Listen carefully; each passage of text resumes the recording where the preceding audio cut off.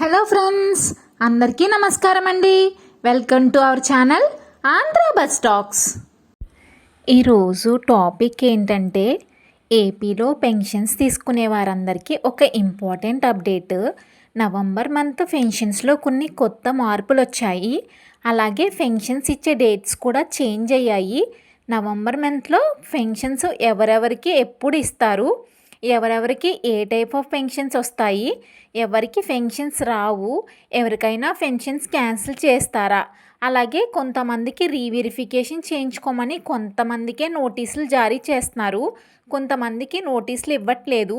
అంటే వాళ్ళకి pensions cancel చేసేస్తారా నోటీస్ ఇవ్వకపోతే? ఆ డీటెయిల్స్ అన్నీ ఈ వీడియోలో డీటెయిల్గా డిస్కస్ చేస్తాను. ఎక్కడ మిస్ చేయకుండా లాస్ట్ వరకు చూడండి. ఫ్రెండ్స్, ఈ వీడియోని ఎక్కడా స్కిప్ చేయకుండా చివరి వరకు చూడండి. చాలామంది సబ్స్క్రైబ్ చేయకుండా చూస్తున్నారు.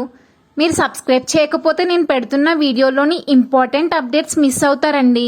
సో వెంటనే సబ్స్క్రైబ్ చేసి పక్కనే ఉన్న బెల్ ఐకాన్ని క్లిక్ చేయండి. మీ ఒక్క సబ్స్క్రిప్షన్ అలాగే మీ లైక్ నాకు పెద్ద ఎంకరేజ్మెంట్ ఇస్తుందండి. ఇంకా మరిన్ని అప్డేట్స్ మీకు అందిస్తాను. టాపిక్లోకి వెళ్తే, పెన్షన్స్ తీసుకునే వాళ్ళకి ప్రతి మంత్ ఇచ్చే విధంగానే నవంబర్ మంత్లో కూడా పెన్షన్స్ ఇస్తారు. రీఅసెస్మెంట్స్ కొంతమందికి చేస్తున్నారు నోటీసులు జారీ చేసి. సో అలా రీఅసెస్మెంట్ స్టార్ట్ చేసినప్పటి నుండి వాళ్ళు మీ పెన్షన్స్ క్యాన్సిల్ అయిపోతాయేమో అని టెన్షన్ పడుతున్నారు. నవంబర్ మంత్లో పెన్షన్స్ నవంబర్ 1 అంటే శనివారం వచ్చింది. అలాగే నవంబర్ 2 ఆదివారం సండే వచ్చింది. కాబట్టి సండే రోజు గ్రామవాడి సచివాలయం వాళ్ళకి హాలిడే కదా, సో ఆ రోజు ఇవ్వరు. నవంబర్ 3 అంటే సోమవారం, అంటే నవంబర్ 1న నవంబర్ 3న ఈ 2 రోజులు మీకు పెన్షన్ అనేది ఇస్తారు. వికలాంగుల పెన్షన్స్ అంటే హెల్త్ పెన్షన్స్ లాస్ట్ 3 months నుంచి కొంతమందికి నోటీసులు జారీ చేసి పెన్షన్స్ అనేది టెంపరీగా ఆపేశారు. అంటే కొన్ని రోజులు ఆపేశారు. అలాంటి వాళ్ళందరూ అపీల్ చేసుకున్నాక మళ్ళీ పెన్షన్స్ అనేది కంటిన్యూ చేస్తున్నారు. వాళ్ళందరికీ ఒక న్యూ అప్డేట్ వచ్చింది. ఈ అప్డేట్ ఏంటి అంటే, హెల్త్ పెన్షన్స్ తీసుకునే వాళ్ళు అంటే నోటీస్ తీసుకుని అపీల్ చేసుకున్నారు, వారికి రీఅసెస్మెంట్ ఆల్రెడీ స్టార్ట్ అయిపోయింది. అంటే అక్టోబర్ 8 నుంచి కూడా ఈ రీఅసెస్మెంట్ అనేది స్టార్ట్ చేశారు. అందరికీ ఒకేసారి ఈ నోటీసులు జారీ చేయట్లేదు.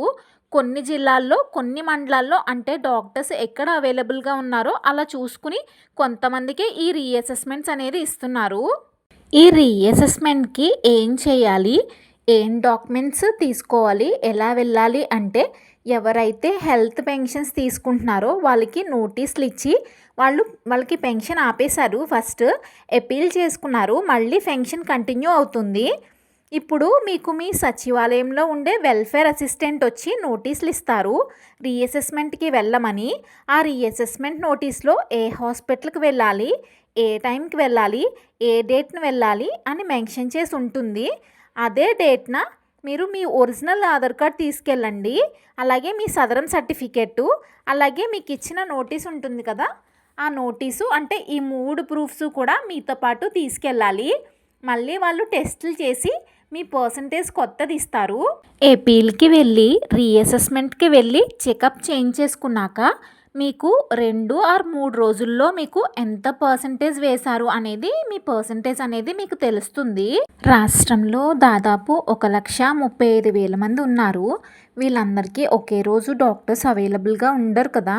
సో ఈ రీఅసెస్మెంట్ నోటీసులు అందరికీ ఒకేసారి ఇవ్వట్లేదు.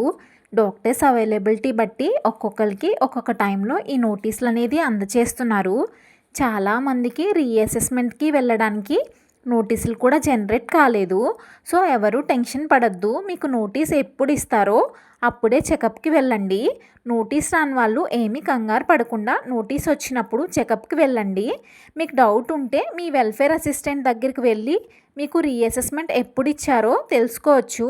యాక్చువల్గా నోటీస్ జనరేట్ చేయడానికి వెల్ఫేర్ అసిస్టెంట్ కూడా అది జనరేట్ అవ్వట్లేదు. మెయిన్గా ఇది ఎంపీడీఓ అలాగే మున్సిపల్ కమిషనర్స్ వీళ్ళ లాగిన్లోనే ఈ రీఅసెస్మెంట్ డేట్స్ అనేది జనరేట్ చేసాక ఈ వెల్ఫేర్ అసిస్టెంట్ లాగిన్లోకి ఈ డేట్ అనేది వస్తుంది. సో ఆ తర్వాతే వాళ్ళు మీకు నోటీసులు అనేవి మీకు ఇస్తున్నారు. నోటీస్ వచ్చే వరకు వెయిట్ చేయండి. మీకు నోటీస్ వస్తే వాళ్ళే తెచ్చిస్తారు. అలాగే మీకు 1 వీక్ ముందే నోటీస్ ఇస్తారు. ఆ నోటీస్ తీసుకెళ్ళి మీరు హాస్పిటల్కి వెళ్ళి చెకప్ చేయించుకోవచ్చు.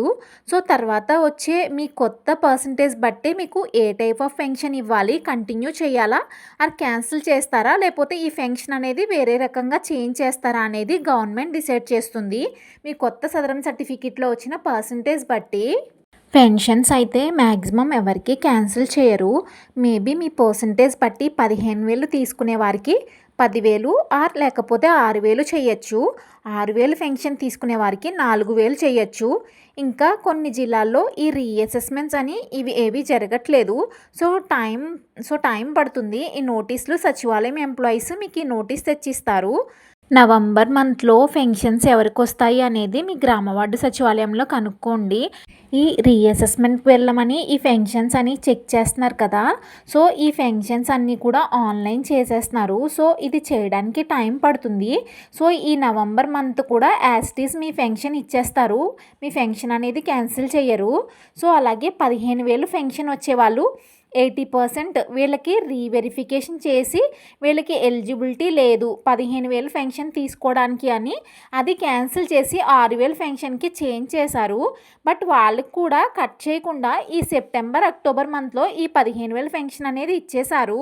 సో వాళ్ళు ఇప్పుడు రీవెరిఫికేషన్కి రీఅసెస్మెంట్ పెట్టుకున్నారు కదా, సో అప్పుడు 80% ఉంటే వాళ్ళకి 15,000 ఇచ్చేసేవారు.